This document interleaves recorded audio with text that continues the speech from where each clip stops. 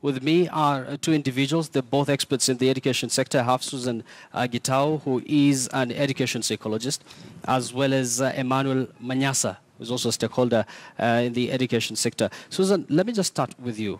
This is not the first time we're seeing fire incidents in the country as far as school is concerned. So the main question is this, of which most parents are trying to get answers for. When can we see a stop to this or an end to this? An end to the fire, an end to parents asking for questions, for answers.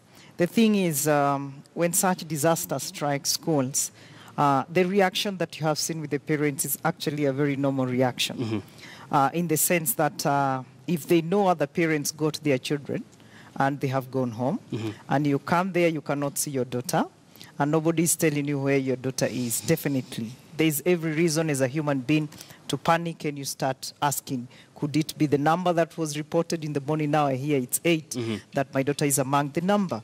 What happens is that I think in Kenya we are very good at reacting to situations.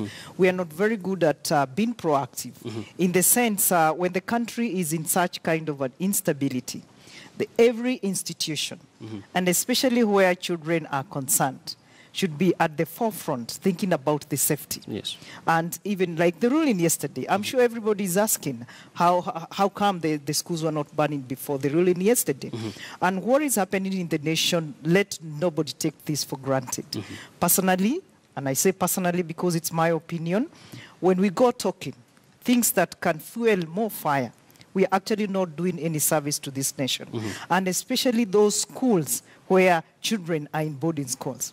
At the moment, and I take this with a lot of bitterness, because the 2014 Counselors and Psychologists Act that was passed has never been operationalized. Right now, I had to be called very early in the morning. Actually, I thought it was a strategy by the disaster management team not to release the information.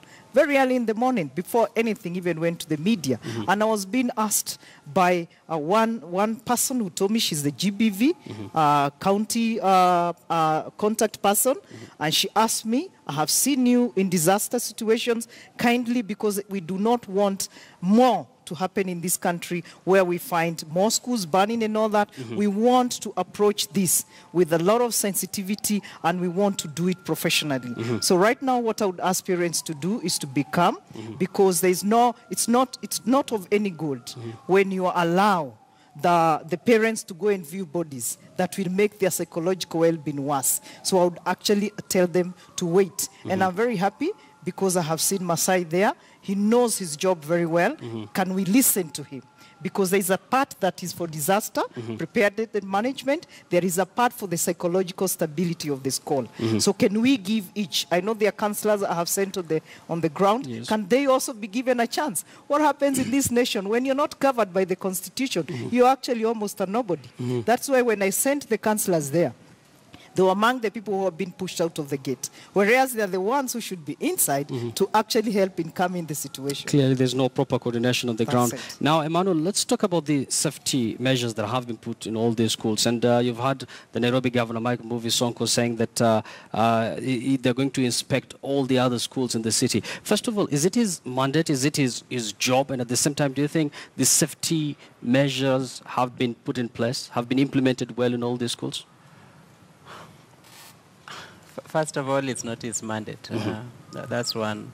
Two, a lot of the guidelines that have been created by the Ministry of Education, in many schools they are being adhered to. In many other schools they are not.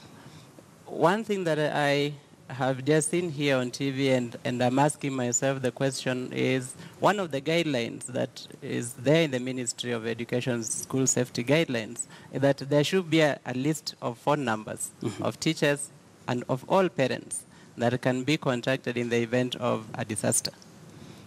When parents are coming here, this disaster happened at 2 in the night. It is 12 hours ago. I should be expecting that by morning we had already identified parents whose children were missing. We had contacted them, and when they were coming to the scene, they received in a particular... Or even at least until way. midday, because we are at now 2 p.m. Madam has mentioned already, these are the people who now need psychosocial support. Immediately. And they should have been identified before they came to the school, because their numbers should be there. It should not have been difficult to identify which children are missing and call the parents whose children were missing and make sure there is a plan on how they are received when they arrive at the school. Why hasn't that happened? Clearly, Emmanuel, the school has not maintained the numbers. We're going to talk more on that, as well as Susan here. But for now, let's cross over.